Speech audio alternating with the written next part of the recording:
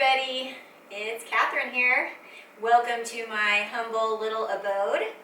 I had actually planned to take you all outside for my question and answer, and I was going to shoot it on location in a little wilderness area, a local one, which I actually went around last weekend and scouted out locations for, but the weekend got away from me and I've had so much to do here at home over the long weekend that I just didn't get out there. So I apologize.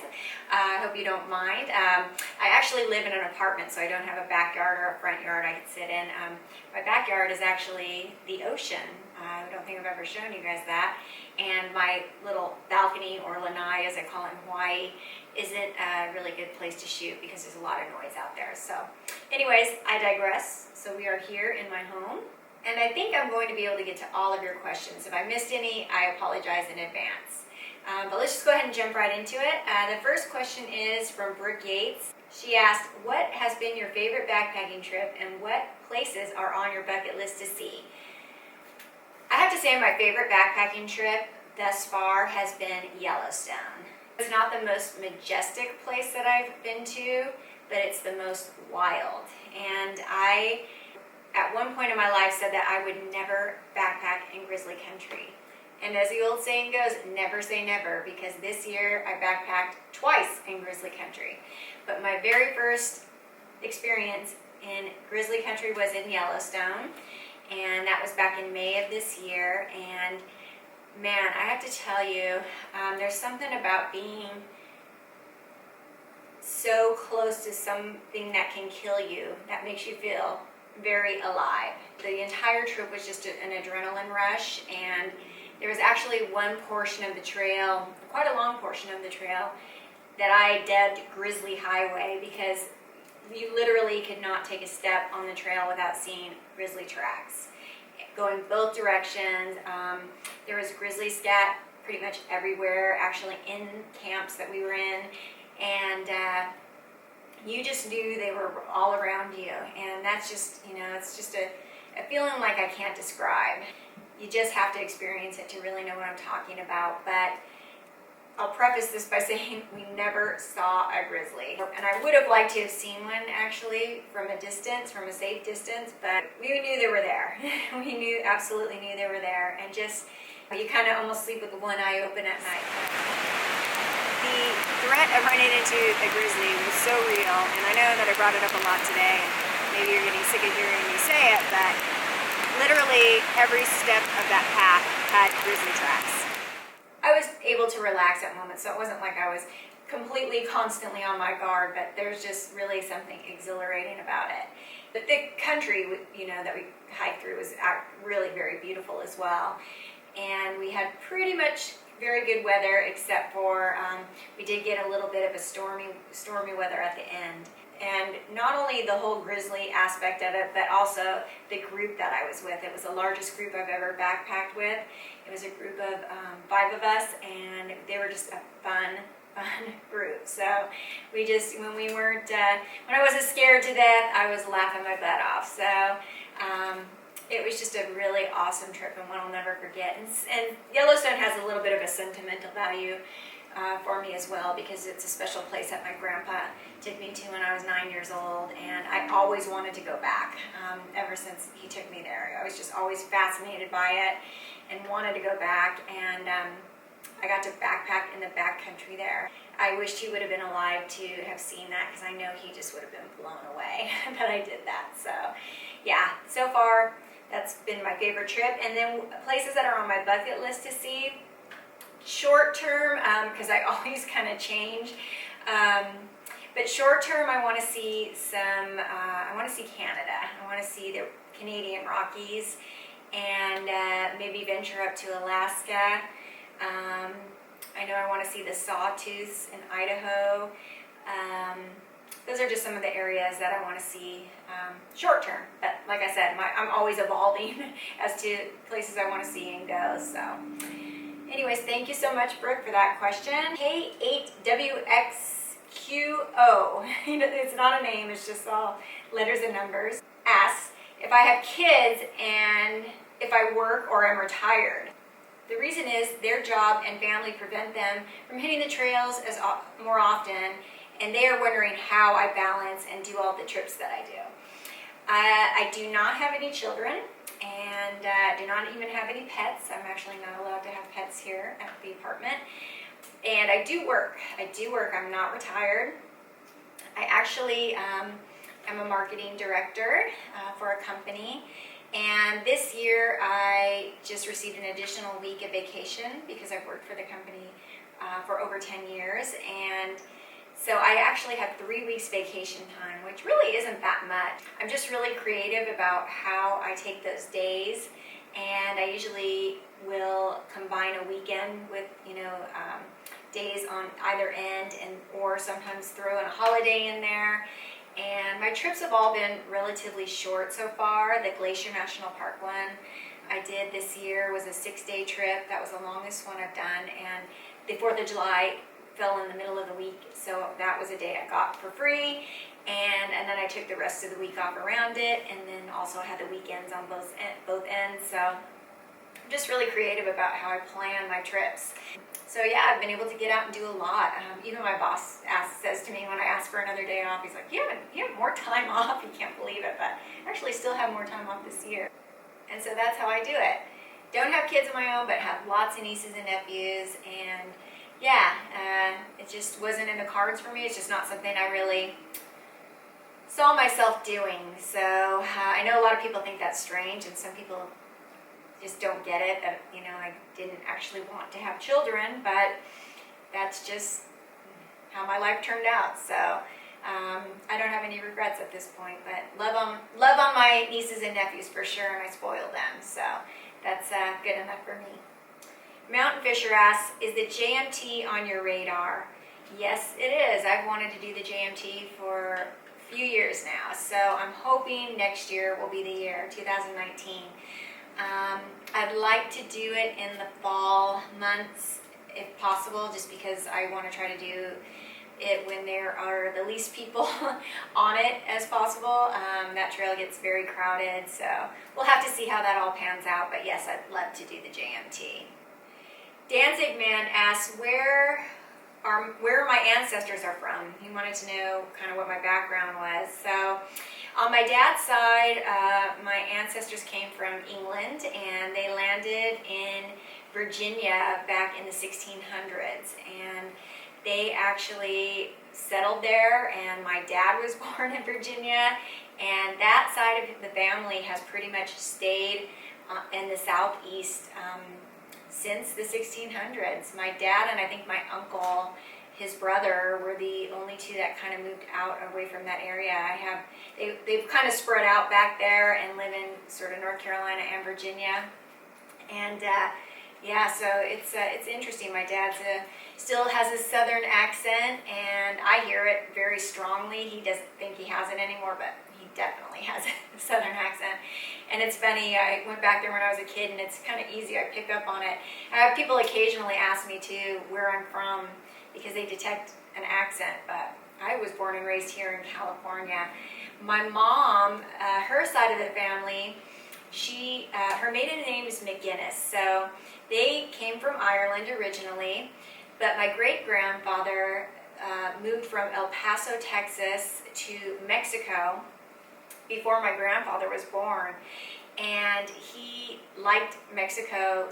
Well, he actually didn't go there to move there, but he went there for another reason, which it's a long story, and I'm not actually sure I'm allowed to tell it, because it's kind of interesting. Maybe one day I'll tell it to you. But anyways, he liked Mexico so much he stayed. So he married a woman of Latin descent, a Mexican lady, and then they had my grandfather, and then my grandfather married a lady of Latin descent, my grandmother, and they had my mom and her brother and sister. And so they actually came back to the United States when my mom was just 3 years old, back to Texas, El Paso, Texas, and then moved to California from there. So she met my dad here in California. My dad was in the Navy at the time, and the rest is history. Myself and all my siblings were born here in California, and I have 5 siblings, including a twin. And only one of them is a boy. So I would say my dominant ancestry is from Europe, England, and Ireland, and then with a little bit of Latin blood mixed in there as well. Julie M asks, what do you recommend for shooting hiking videos? Right now, Julie, I am shooting on my Sony RX100 III, and that has been a great camera. If you're not a photographer and you just want to shoot video, I think it's an excellent camera because it is very lightweight, very compact, and it still gets really great images. The newer versions actually will shoot 4K video. My model does not. However, I'm a photographer and I'm really starting to feel the limitations of that camera. And one of them is that I'm not able to interchange lenses on it. It has a fixed zoom lens, and so I'm stuck with a zoom ratio of 24 millimeters to 70 millimeters. That's limiting. I can't use any filters on it. So not to get too complicated, but as a photographer, it's not working for me as well as I would hope it would. And also, you can't connect an external mic to it. There's no port for an external mic, so you know, the audio you hear is the audio you hear. I can't do any better than that. So I think I will be upgrading, and I'm looking into possibly getting the Sony A7. And yeah, I think it takes amazing stills, and then it also can shoot 4K, I believe, as well. So anyways, I have to do a little more research to verify that. But if you're just wanting to shoot video, I would highly recommend this camera. It's a great camera. It's what you've seen most all my videos shot on. So thanks for that. Althrox, I guess that's how it's pronounced, Althrox, asks, you have such common sense, a natural feel for hiking, knowing when to push or hunker down. Whom or what do you attribute that to? I guess just common sense, and listening to your body and the weather. You know, there have been situations where kind of close to a peak when there's been, you know, stormy weather coming in, and not to, you know, be in a high elevation area with, you know, very exposed if there's lightning or bad weather, and just listening to my body as far as, like, you know, how far I'd like to go that day. Just really common sense, really. And also, you know, discussions with whomever I'm hiking with at the time, where we kind of come to a mutual decision as to, you know, whether we're going to move or stay, how far we want to go each day. But usually my route's pretty well planned prior to going out, and unless something unusual happens, then we generally want to stick to it. There was a time on my Glacier National Park trip this year where weather forced us to stay in our tent for over 36 hours.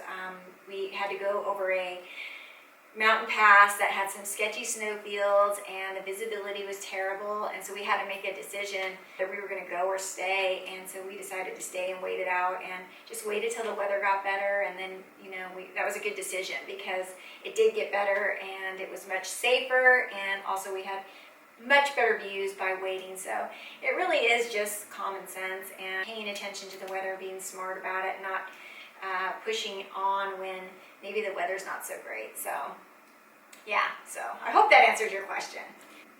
And Marino asks, can you give us your thoughts on the current wildfires and if they will have an effect on hiking, backpacking, and camping in the future? Thank you, Ed. And by the way, Ed Marino is the person that created my new Cat Adventures logo, the one with the Milky Way sky and everything. So if you need some graphic work done, contact Ed. I'm going to go ahead and put his information in the description below. Thank you for that, Ed. But as far as the fires go, so far in the areas that I've been backpacking, there haven't been fires in those areas while I've been there. You know, there was the area that was very close to Yosemite, and I didn't do any trips during that time, but there have been other fires on other trips that I've gone on that have created smoke accumulation in the Sierra and the areas I've been in.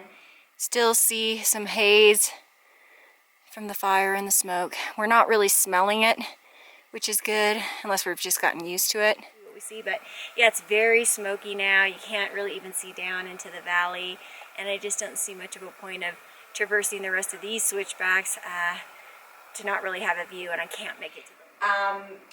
The way that it affected my trip in general is that it reduced the visibility, which for me as a photographer and someone shooting videos, that is a bummer because those views are what I'm looking for. So, and I think we all are, whether we're shooting film or not, we want those views. I mean, we hike to those great lengths and great elevations to get those expansive views, and if we don't have them, it is kind of a bummer. Plus you're inhaling the smoke and all of that, so it's not ideal. I hate to sound that way, when there's, especially here in California, when communities and towns, whole towns have burned down. And, I have friends personally who lost their homes in Malibu, so it's really awful. The actual wildfires go, it's just part of nature and it's going to happen. So all you can really do is just try to avoid the spots where they are and hopefully know about them ahead of time before you get stuck in them. Even when I was in Oregon up at the Olympic National Forest, we experienced smoke up there too. We had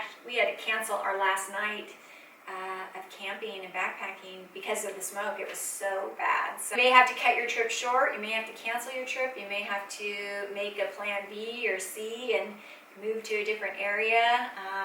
It's really all you can do. But thoughts and prayers going out to all the people who were affected by these really devastating fires here in California. Man, it's heart-wrenching to see. So we're very close to it, and my friends have been affected, people I know personally. So anyways, keep your thoughts and prayers out for all those folks if you would. Marty Bunyan 12, have you been a beach gal all your life? Who or what got you into the mountains? Also, what trip or moment caused you to say, where has this been all my life? I can pretty much give you the same answer to that question. My friend and I took a trip up to the Sierra. I had been to the Sierra before, one other time, the very first time that I went snowboarding. I went snowboarding in Mammoth, and I didn't see a lot of it because I just went straight up to Mammoth, but I did visit Convict Lake, but it didn't make a huge impression on me on that trip. Fast forward several years, I went on another trip, and I went with a friend that was actually going to be occupied during the day for the 3 days that we were going to be there. So I was kind of off on my own, and I basically had to fend for myself. So we stayed in the June Lake area, and if you haven't seen that area, it's north of Mammoth, and there's a loop. It's the June Lake Loop, and there are 4 lakes within that loop. I've made several videos from that location. And I just cruised around and took photos and just absolutely fell in love with the Sierra during that trip. I hadn't backpacked yet, and I hadn't really done a whole lot of serious hiking at the time. I was shooting photos, and I just knew right then and there that I had to spend more time in the mountains. I really have no idea what I was missing. Like you said and mentioned here, I grew up by the ocean, and I always just kind of wrote the mountains off and just figured that I was not a mountain person. I don't know why I had that idea. I think I'd seen, maybe Big Bear and, some of the local mountains here, and, I don't know why. I thought, well, I'm not a snowboarder or a skier, so there's really nothing there for me. And I was very, very wrong. Very wrong.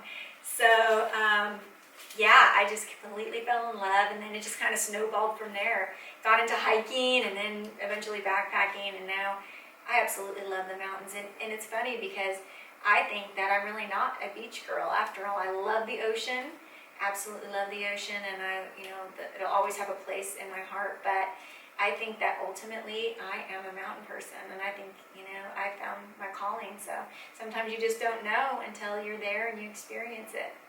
So yeah, I'm going to be spending a lot more of my life in the mountains. Angela Bennett, I like this question, and I like this because I had to research this myself, and this might be useful information for someone. She asked, when you travel by plane to go backpacking, do you check your backpack, or what do you carry on? I do check my backpack, and I'll show you what I do. Voila, we have props. I had the dilemma of traveling by plane to several of my backpacking destinations, and I did not know what to do. So I did some research, and I came up with this solution. This is an airporter, an Osprey airporter, and basically what it is it's a bag that you can put your entire backpack in, to check it, essentially. So the advantage of doing that is that you have, all your straps and everything are secured so that they're not getting stuck into the conveyor belts and what have you. Plus, nobody has access into any of your pockets. It has a lock, so you can actually padlock it, which I did. And the entire backpack slips right into this bag. Now, I filled my entire backpack with everything that I needed, including the food. I put my trekking poles in here. It was completely ready to go when I got off the plane. I didn't need to shop. I had everything in there. I think I probably just needed to put water in my Nalgene, and I was ready to go. So yeah, you slip the whole thing in here.